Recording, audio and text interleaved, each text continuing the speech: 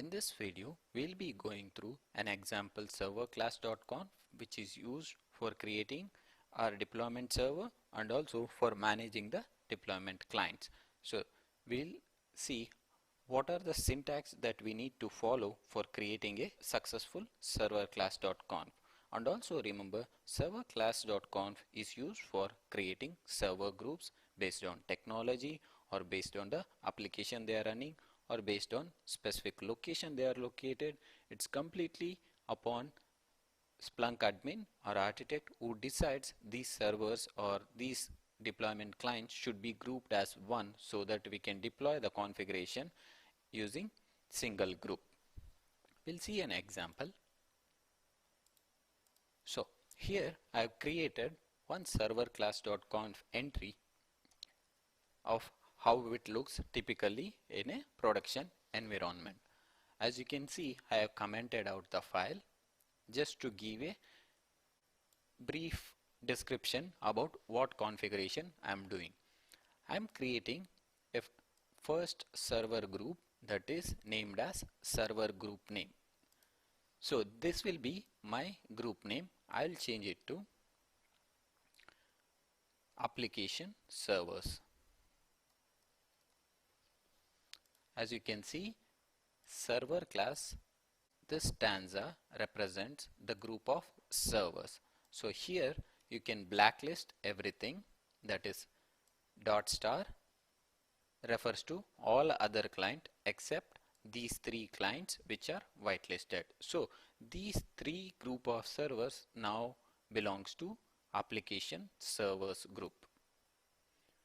Now any configuration we need to deploy to this application servers, we need to create an entry of another server class where it mentions the group name, that is our application servers, and the application name preceded by a syntax called app.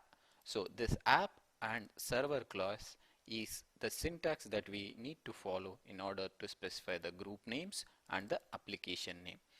Whitelist is used for grouping the devices based on any technology or similarity in their function or configuration that are deployed on these devices. And this application will be deployed only on these whitelisted application servers. So what happens once the application is deployed is defined under this stanza, that is, it will restart the Splunk daemon process once the application has been deployed using deployment server. If we set this to false, after application deployment, the server will not be restarted. That means this is not the actual server, it is the service that the application restart once your configuration has been deployed through your deployment server. Now let us see how we can edit this configuration file. I'll just copy this configuration file that we just gone through. Go to our Splunk deployment server. So our Splunk deployment server contains the configuration under system local server class.conf. So this is the file where all the groups are defined. As you can see, as part of our configuring this instance as a deployment server, I believe in the third course of our discussion, we have edited this configuration. We have created a group called all apps, and this group consists of all the application.